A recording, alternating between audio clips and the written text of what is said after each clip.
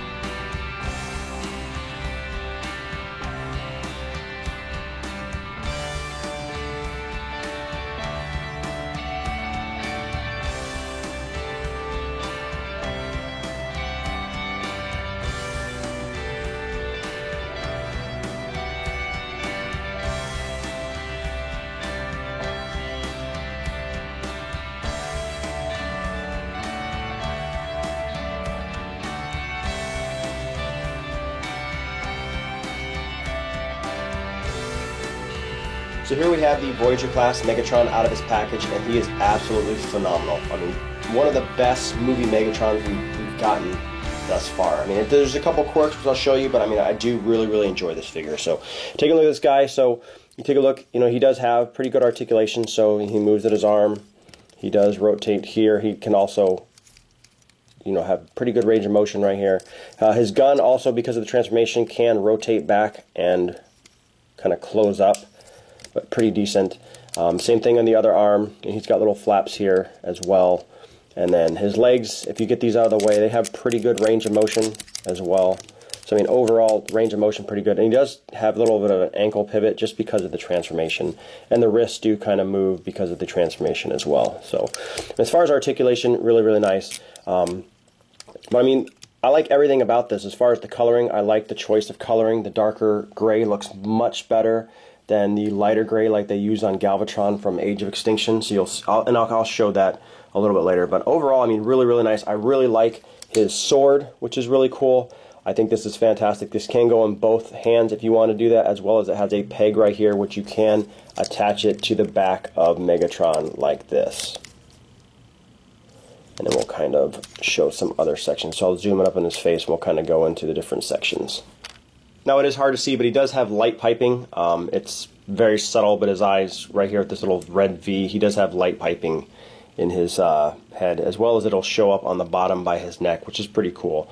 And you can also see the nice Decepticon logo, which is kind of blocked by the light, but really, really neat as far as the detail of this guy. And as we go down to the chest, you can see that's just, you know, really, really nice. I like the gold and gray, just like his mouth has that gold look to it. I think that's really, really nicely done. Here we have his gun, and it's not really bulky. It's just real nice, thin, slim. I think this looks great on him. I mean, compared to the leader class, this is a nice looking figure. Very, very slim, sleek. You know, kind of like how the Voyager class Optimus is from the Last Knight. I mean, this guy is a very top-notch figure.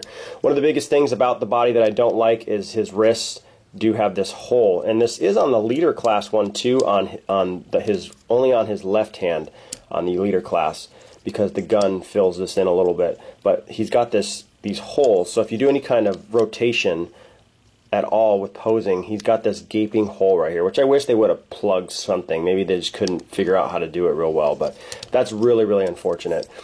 As we go down to the skirt, you can definitely see that, you know, it's got these parts move, this part moves. This is like a kind of a little softer rubber, so it has a little give to it, but really, really nicely done. And here we have his sword. I mean, it's almost, you know, part sword, part kind of axe, the way the top looks. I mean, just looks great. I love it. I love that you can actually store it on the back of the figure. I mean, the detail on this figure is just top-notch. Like I said, this right here is very unfortunate with that gap right there. It definitely ruins some of the figure, but I mean, this guy is still definitely worth the price of admission so far.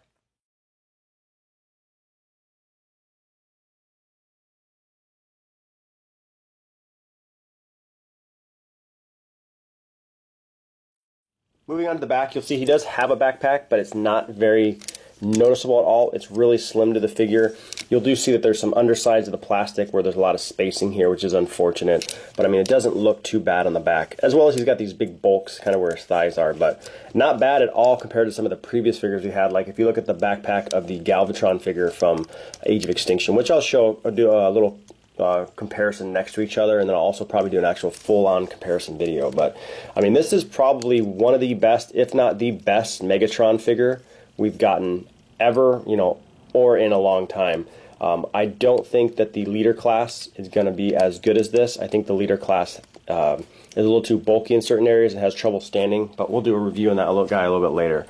But really, really great figure. I mean, the one thing I wish, I guess, that probably the leader class has over this guy that this one can't do is he does not have the ability to close his mask up, which I think is kind of unfortunate. That'd be cool if they could kind of just make a little thing where you can actually just push these two pieces, but that you can't do that. But you know, just wishful thinking. But let's get this guy transformed.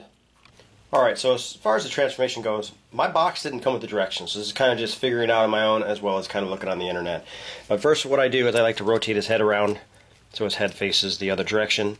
Then what you want to do is you want to take his gun and you want to actually move it backwards and then fold this piece up. And then his hands, you're going to want to fold each of his little hands inside those spaces right there. And then what you want to do is I lift this up on the back just a little bit so I can actually, and I pull each of his little pectoral pieces off so it opens it up so you can actually pull this whole back section down just like that. So I pull the back section down and it looks like that.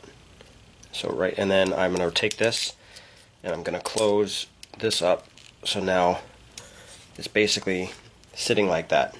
Alright, so then what I do is I take this piece right here, and then you're actually going to rotate this piece, and there's actually a little, where is it? There's a peg right here, and this actually goes into this little peg right here, but it's hard to see and hard to line up, but you're actually just going to put his whole gun in that section like that, and you want to make sure you actually feel it snap, and it actually made that snap. So now his arm is actually in there, and then you're going to rotate his other arm, and there's a peg here that pegs into this peg right there. So you just, sometimes it's a little finagling just to get it to do what you need to do, and then once it pegs in, and you can, there we go. You're going to take these two little shoulder pieces right here and just fold that down just like that. And then what I do is I take these guys out, and then what I want to do is I want to pull this and I rotate each of these little side pieces out So now he looks like that. So the next step for me is actually take the little ankles right here, and then you want to just fold these down so it looks flat. You want to do that for each one of them, just like that. And then you actually want to open up this wing section like that for each of the legs. So I've got it sitting like that, and then what you actually do is there's actually a little bit of a peg right here, and you want to fold the leg in until it pegs in so it sits like that for each one. So we're going to do that, and you can see now the wings, they actually are folded in like that. So now he's sitting like that. So the next step I do is I actually take these sections right here and I flip them up. You're going to rotate this whole section downward just like that, and then you take each of these wings and you flip them over just like this, and the cockpit's on this side, and you want to fold the wings in so it's starting to take shape of the ship. And then what you want to do is you want to take these pieces and you want to peg them in until they actually click. There's a peg on the wing and a peg on the body part. So there's a peg here, and then we're going to lock it in place, and then we peg everything in place. And then same thing, these things right here, these bottom pieces, they peg into this right here. It takes a little bit to line it up, everything correctly, and once you have everything done, you have his Cybertronian jet, and then you can take his sword, just like when it was on his body, and actually make everything stick together. But let's take a closer look.